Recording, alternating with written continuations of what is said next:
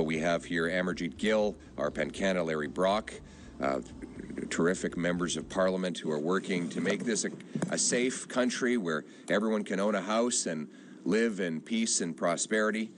Nous sommes ici aujourd'hui afin de protéger et réinstaurer la promesse du Canada, de créer un Canada encore où chacun qui travaille fort peut avoir une belle vie dans une belle maison, là où ils sont sécuritaires et en paix. Un pays uni autour de notre fier drapeau. Mais malheureusement, il y a beaucoup de monde qui ont des grandes inquiétudes. Ils s'inquiètent qu'ils ne peuvent même pas acheter une maison après que les libéraux ont doublé le coût, qu'ils ont la misère à payer leur loyer ou acheter de l'épicerie à cause de l'inflation libérale qui date de 10 ans et qui revient en force depuis l'arrivée au pouvoir de M. Carney. Encore, les gens s'inquiètent de la criminalité. Ils ont peur que leur voiture soit volée ou que leur maison soit envahie. C'est inacceptable. Encore pire, certains Canadiens qui ont pris la décision de défendre leur famille après une invasion dans leur maison ont été, eux, accusés d'être criminels et ont dû payer des centaines de milliers de dollars aux avocats pour se défendre et ont perdu des années dans le système légal.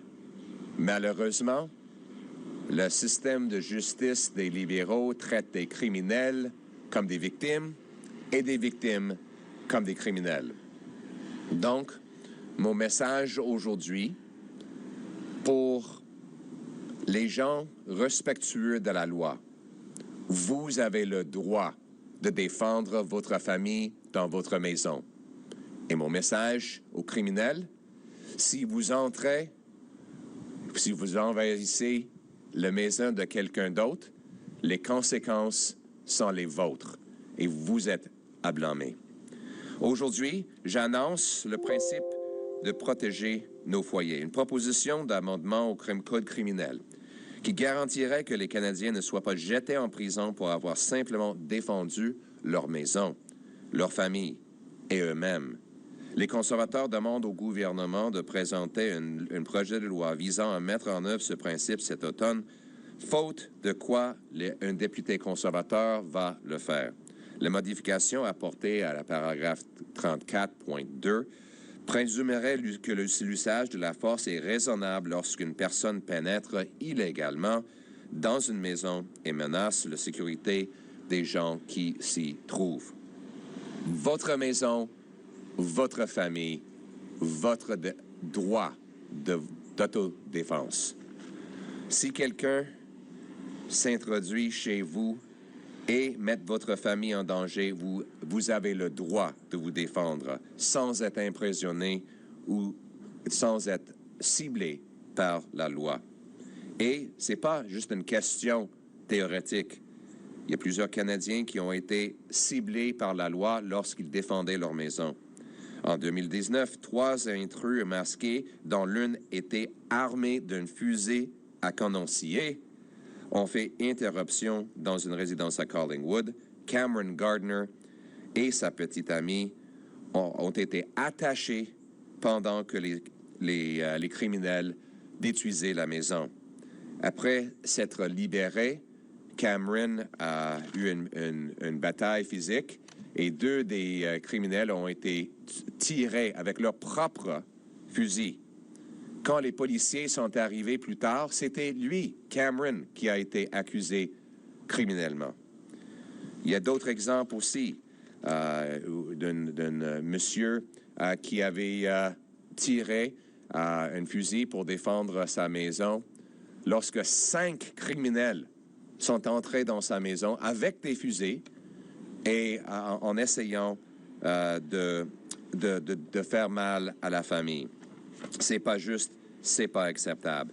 Et c'est pour ça que les conservateurs vont proposer des amendements indiquant que c'est présumé qu'un individu aurait agi de façon raisonnable quand il applique la force contre quelqu'un qui est entré illégalement et qui menace la famille. C'est une proposition positive. Nous sommes ici afin de non seulement nous opposer à la criminalité, l'immigration hors de contrôle, les dépenses inflationnistes et les taxes de M. Carney. Nous allons aussi proposer des mesures positives afin de protéger les Canadiens et réinstaurer le vue que chaque Canadien devrait pouvoir acheter une belle maison et devrait être sécuritaire dans cette belle maison. C'est ça notre but et c'est pour ça que les conservateurs vont travailler. Et ma suggestion pour M. Carney, volez mes idées. On a des bonnes idées, les conservateurs. On s'en fout de qui prend le crédit. Donc, j'espère qu'il va voler cette idée parce que c'est dans l'intérêt des Canadiens, de leur sécurité, que ça se fait et on va travailler avec tous les autres partis pour le réaliser. C'est ça le but, un Canada abordable et sécuritaire. Nos 4 priorités pour l'automne au Parlement, c'est le pouvoir d'achat plus fort, avec moins de taxes et impôts. La sécurité dans nos rues, en mettant les criminels en prison. Les frontières solides, en réduisant l'immigration qui est hors de contrôle sous les libéraux, et un pays autosuffisant en ramenant le 800 milliards de dollars que les libéraux ont expulsés de notre pays pour qu'on puisse être vraiment souverain. Celles sont nos priorités conservatrices. Travaillons ensemble pour les réaliser. Thank you very much, everyone, for being here today. Again, Tanvir, thank you for hosting us in your beautiful home. And I want to start by saying, Tanvir, your home is your castle. Your home is your castle. And you have the right to defend your family in your home. And right now, unfortunately, that is not the case. You know, our purpose as conservatives is to bring back a country where hard work gets you a beautiful house on a safe street under our proud flag. That when you come home and put the key in the door and you turn it, you're filled with peace, knowing that you can leave all of the day's troubles behind. That your biggest problem will be how you get the kids to eat all of their dinner, finish their homework, and get to bed on time. I confess that we fail on the last one regularly in the Poilievre household. But these are the kinds of problems that we all want to have. Unfortunately, there are bigger problems that people face after 10 years of disastrous Liberal government that has driven costs, crime, immigration, and employment through the roof. People worry. They worry that they can't afford a home in the first place. That if they do have a home, they can't afford to put food on the table because of high Liberal taxes and inflation. They worry about losing their jobs because of Liberal taxes and temporary foreign worker programs that take jobs away from Canadians. They worry that even if they have a job, a home, and food on the table, that they're not safe in their homes. They worry that their car might be gone from the driveway when they wake up in the morning. Or worse, they worry that they might be awoken at 2 a.m. to the sound of breaking glass and feet pounding on their living room floor as an invader storms in to steal the family's goods or worse, harm the family itself. They worry when they've seen the Toronto police say that it is necessary to leave your keys at the front door to make it easier for criminals to safely steal your car. And they worry when they think about what they might do to protect their family if an intruder ever entered. What do you do if you've got a small child down the hallway and you hear that ominous sound of a home invasion? The answer for any parent is we would do anything necessary to protect our children. But unfortunately, people who've done that have faced the brunt of the law. The system treats, after 10 years of Liberals, the system treats victims like criminals and criminals like victims. Back in 2019, 3 masked intruders, one armed with a sawed-off shotgun, broke into a residence in Collingwood. Cameron Gardner and his girlfriend were tied up. When they finally freed themselves, they struggled with the intruders. The attacker's gun went off twice, striking 2 of the attackers. 1 escaped. Now, when Cameron saw the police arrive, he was relieved until he found out that they were going to put him in handcuffs. He'd fought for his life. He was courageous. And this is the price he paid. He was in jail for 6 months. He was in a legal process for over 2 years, spending an ungodly fortune on lawyers. And then there's Ali Mian. In February of 2023, the Milton residents and licensed firearms owner awoke to find five intruders who were masked and armed. They came in, broke into his house, carrying weapons, zip ties, and harmed his mother. After using his legal firearm to shoot one of the intruders, he was able to fight them off. But he was arrested. By the way, one of the intruders had a 9mm handgun. And yet, the law went after this innocent man trying to defend his home.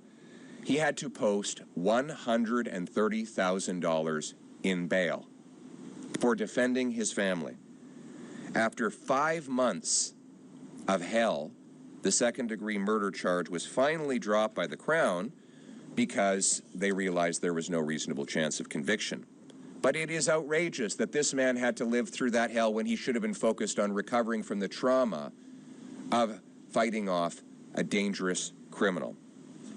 And that is why Conservatives are standing here today, based on the principle that your home is your castle.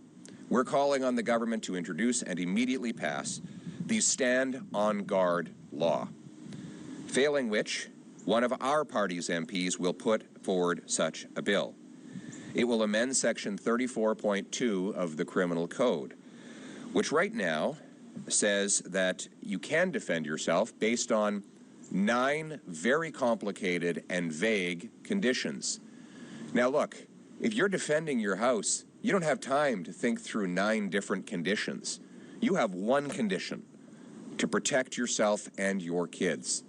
And it is wrong for the law, for the police, and for judges to apply a complicated, indecipherable legal doctrine against you when you were only doing what is right. Our amendment instead will change Section 34.2 of the Criminal Code to say that the use of force, including lethal force, is presumed reasonable against an individual who unlawfully enters a house and poses a threat to the safety of anyone inside. The proposed amendment is reasonable and prudent. It applies only to the unlawful entry of a home and preserves proportionality. Simply put, it means you have the right to use force to defend your home and your family against someone who threatens you and who has entered illegally. This bill will also put Canada in line with other developed, civilized countries. Ireland, several Australian states, Spain, the United Kingdom, and some American states already have this principle embedded. And it will make sure that Canadians are treated right for a change. We think that our role in this Parliament is to put forward good ideas. And so my message to Mr. Carney is steal our best ideas. Work with us. Let's get it done. Let's put our country first. Who cares who gets the credit? Take our ideas so that we can reverse not only the crime and chaos Liberals have caused, but let's also take these ideas to bring the cost of living, immigration, and unemployment down. Keep our people safe. Let's put our country first. Let's once again work together, all of us, from all parties, to make this a country where everyone who works hard gets a beautiful house in a safe street with good food on the table, united under our proud Canadian flag. Thank you very much. Oh, thank you. Thank you. You agree with what I had to say? Thank you.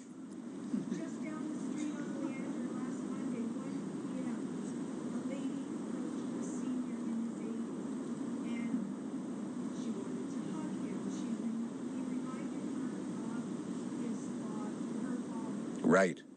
Can I put this necklace on? No, I don't know you. Step back. No, I will give you the necklace. She tried putting it in his pocket. Right. He said no. With his left hand, she took his wedding band and released it. Oh, my goodness. His wife passed away last year. Mary overseas. Oh, my God. Ask how that feels. This is what's happening. And this Brampton security. That's a very powerful story. I don't know if you heard it, but this wonderful lady was just telling me that a man was approached by a lady who pretended to be friendly and then went to steal his wedding ring off of his finger. He'd just lost his wife the year earlier. And did he get his ring back? No, he's not got it back. So he's never got the ring back. So here's this man, it's the precious meaning of a wedding ring stolen from him after he already lost his wife. But this is the kind of thing that's happening on our streets.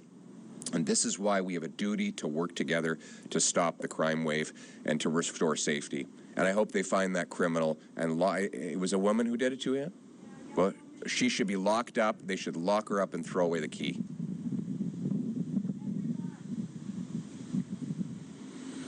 Now we have some time for some questions. Good morning, Mr. Poilievre. This is Nitin Chopra. Hi, Nitin. Hi. What are your plans for the judicial reforms? Recently, Premier Ford, he blasted the judiciary. He quoted that judges are politically appointed and running judiciary with political agenda. Like judges gave less punishment because of criminals' immigration status. If you are on a work permit, less punishment. Visitor to this country, less punishment. If you are a student visa, less punishment. When our premier or leaders don't have a trust on judiciary, so how can a common man can trust a judicial process? Well, look, I share some of the frustration, but let's be clear. The judges are interpreting liberal laws. It's liberal laws, C-75, that allows criminals who've committed 150 or 200 offenses to be released within minutes of their latest arrest. That is a liberal law. So when a judge gives bail, they're just following the liberal law. It is the liberal law, C-5, that allows serious violent offenders to have house arrest or to get early parole. It is a liberal law that allowed Paul Bernardo to go from a maximum security penitentiary to a medium penitentiary where he'll be able to play sports and cook for himself and enjoy the freedoms he robbed from other people. Those are liberal laws. So let's, sure, we can blame others, but the blame is with the Liberals. And by the way, Mark Carney has done nothing to reverse the laws brought in while he was the economic advisor to the Liberals.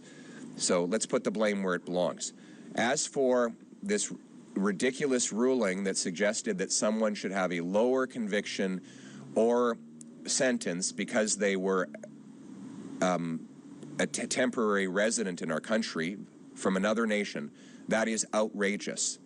It is ridiculous that in our liberal justice system, someone gets a lower conviction simply because they came from another country.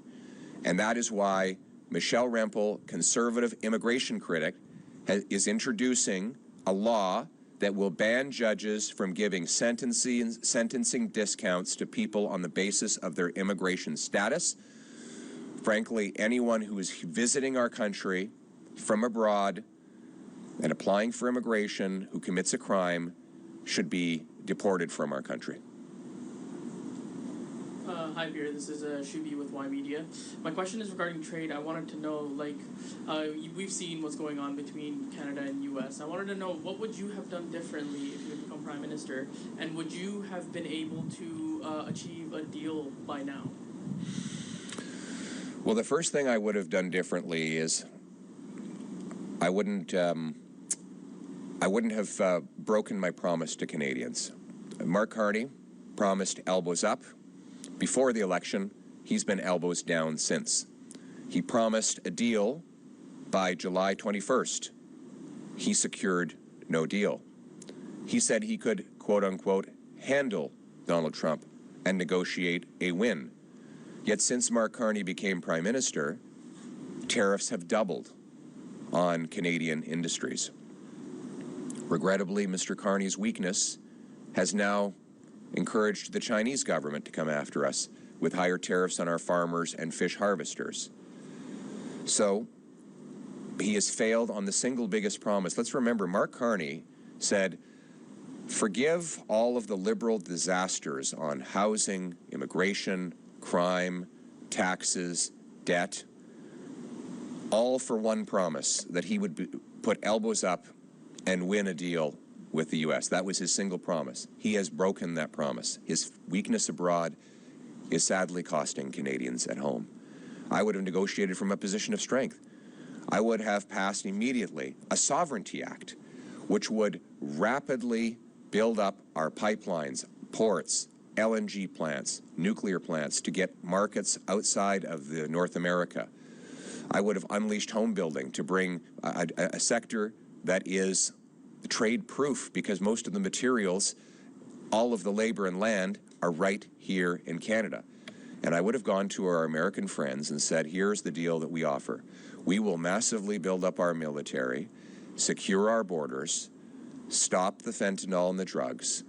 In exchange, and we can do more and better on all those things if we have free and open trade that enriches both of our countries.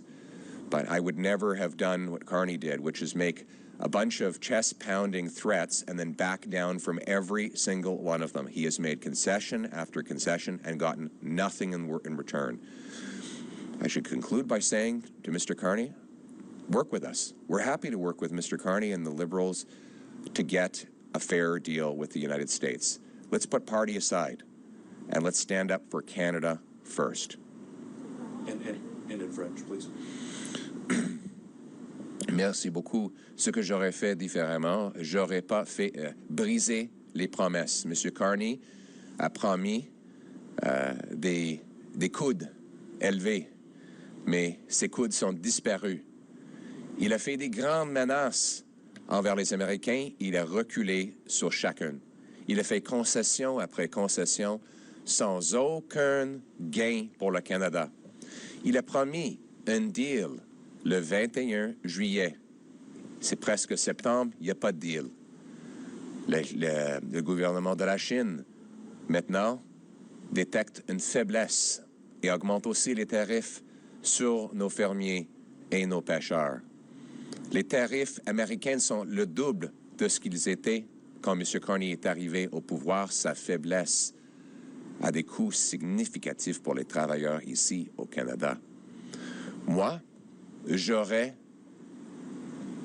défendre la souveraineté du Canada en adaptant une loi qui permettrait de rapidement rebâtir et de réindustrialiser notre pays avec des ports, des usines, des pipelines, des centrales nucléaires, zéro taxe sur les gains en capital quand les investisseurs réinvestissent ici au Canada. Et avec cette force, ce rapport de force, j'aurais dit à nos amis américains, nous allons rebâtir notre militaire, renforcer nos frontières, et on peut le faire plus grand et plus fort si vous nous permettez encore un libre-échange, un vrai libre-échange. C'est le type de négociation que M. Harper a fait et a réussi, et c'est l'approche qu'un gouvernement conservateur va faire. Finalement, je vais dire à M. Carney, nous sommes ici pour travailler avec tous les autres partis. Si le premier ministre veut notre aide, on va travailler avec lui pour obtenir un deal qui défend nos intérêts en tant que Canadiens. Il faut mettre la partisanerie à côté et travailler ensemble pour mettre le Canada d'abord. Merci. Michelle Song, CBC News. Mr. Poilievre, how would you define reasonable self-defense? Is there a limit? Well, in my proposed bill, the Stand on Guard law says that if two things happen, one, someone enters your home illegally, and two, they're a threat to your family. Actually, I'm going to start that again. We say it very precisely. The two conditions. If someone enters your home illegally and uninvited, and two, you reasonably believe they're a threat to your family, then it is assumed that all the force you use against that person is reasonable and legal. that is the test that our bill will bring in. And in French. La loi que les conservateurs proposent veut dire que si deux conditions sont en place, c'est légal. Premièrement, que si quelqu'un entre dans votre maison illégalement et sans invitation, et deux, que vous croyez de façon raisonnable que cette personne est une menace à votre famille, c'est présumé par la loi que vous pouvez appliquer la force contre cette personne et que c'est légal de le faire. C'est ça le test. Bonjour, Marion Bilbé de Radio-Canada. Radio-Canada a appris que c'est l'ancienne PDG de Trans Mountain qui va prendre la tête du Bureau national des grands projets d'intérêt nationaux. Est-ce que vous pensez que ça envoie le bon message aux gens de l'industrie et dans l'ouest du pays? Tout d'abord, je trouve ça aberrant qu'à cause des lois et la bureaucratie que les libéraux ont créées, le projet Trans Mountain ait dépassé son budget de 300% et a dépassé le date limite pour la construction de plusieurs années. Les projets comme ça devraient faire de l'argent pour le Canada et non pas coûter de l'argent aux contribuables. C'était comme ça auparavant. Puis, les libéraux, ils font trois choses. Ils bloquent des projets, ils taxent des projets, et quand les projets ne peuvent pas se faire, ils subventionnent des projets. Donc, ça coûte plus cher aux contribuables pour faire moins.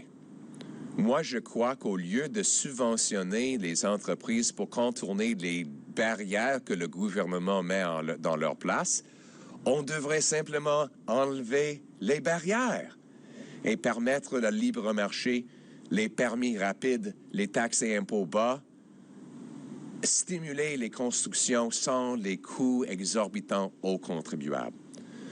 Donc, c'est ça l'approche que nous prendrons. Et j'ajouterais, M. Carney a fait zéro. Il n'a même pas ouvert un bureau en 5 mois, un bureau qui vise à un jour approuver des projets.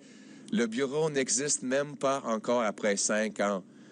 Ça a pris moins du temps pour bâtir une usine d'importation en Allemagne de gaz naturel que M. Carney a pris juste pour ouvrir un bureau. Encore, c'est une autre grande promesse de Mark Carney qui est un gros parleur, petit faiseur. Can I just do that one quickly in English? Thank you.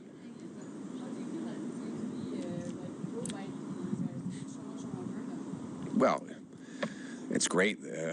Alberta's wonderful. That's not the point, though. The point is that the Liberals went 300% over budget on the Trans Mountain project and years past the deadline. Their approach, as one American president said, is that if something moves, Liberals tax it. If it keeps moving, they regulate it. And when it stops moving, they subsidize it.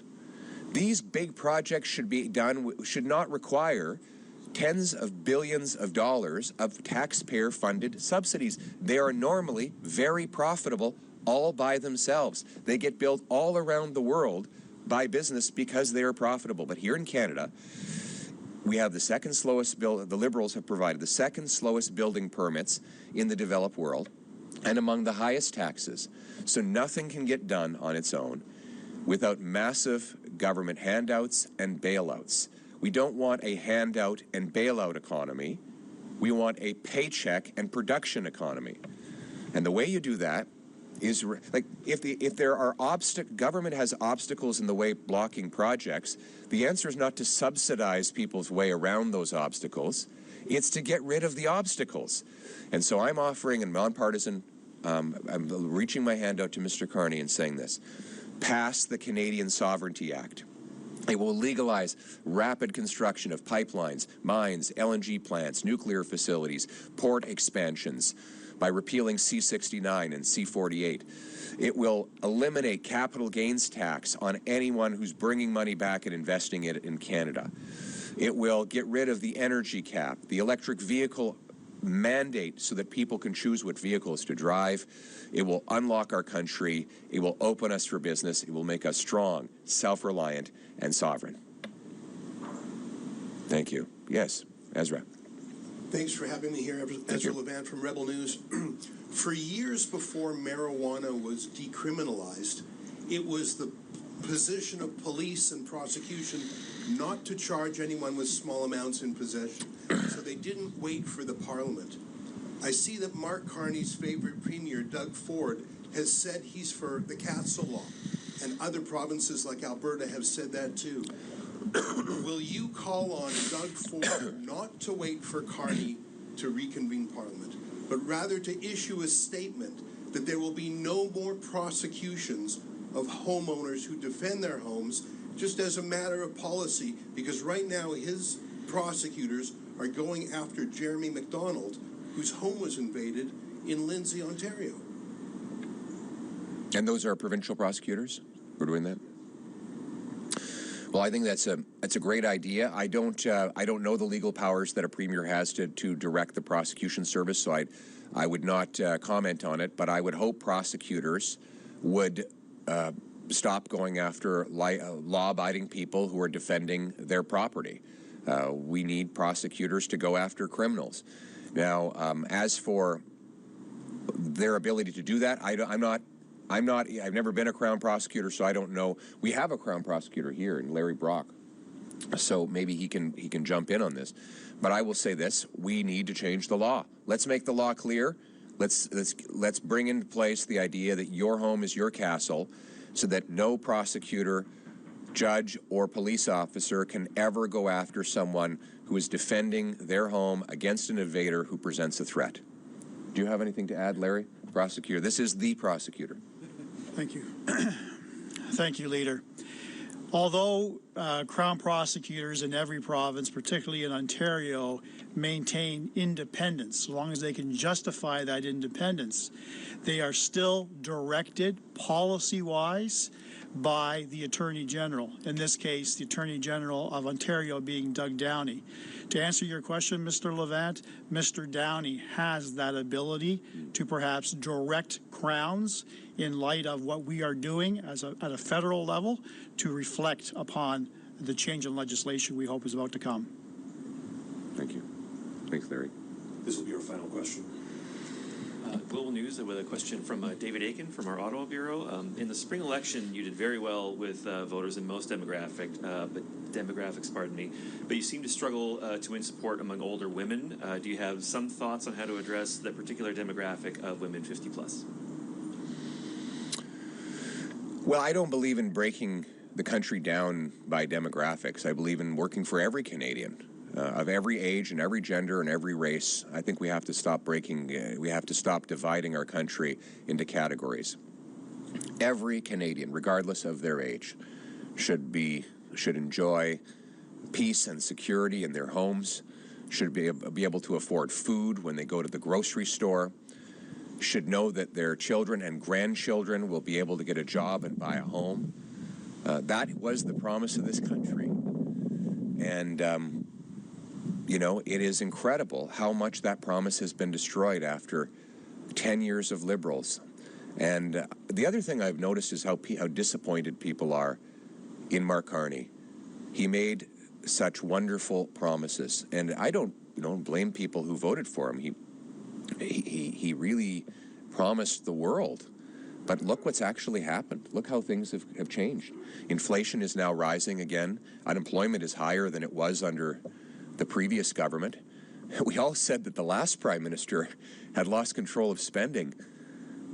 But now, under Carney, the deficit is twice as big as the one Trudeau left behind. So it seems that when Mr. Carney promised he'd be different, everything is worse. That said, we're happy to work with him and with anyone to reverse the Liberal damage, to rein in out of control cost of living, crime, immigration, unemployment, to make this a country, once again, where hard work gets you a beautiful home like this one here, in a safe neighborhood, where when you get home at night, you know that your troubles are left behind and your family will be safe. And maybe even a beautiful flag on the front porch to remind you how great our country is. Thank you very much. Notre militaire, renforcer nos frontières, et on peut le faire plus grande et plus fort si vous nous permettez encore un libre-échange, un vrai libre-échange. C'est le type de négociation que M. Harper a fait et a réussi à the Crown because they realized there gives bail, they're just following the liberal law. It is the liberal law, C5, that allows serious violent offenders to have house arrest or to get early. I wouldn't have broken my promise to Canadians. Mark Carney promised elbows up before the election. He's been elbows down since. He promised a deal by July 21st. He secured no deal. He said he could, quote unquote, handle Donald Trump and negotiate a win.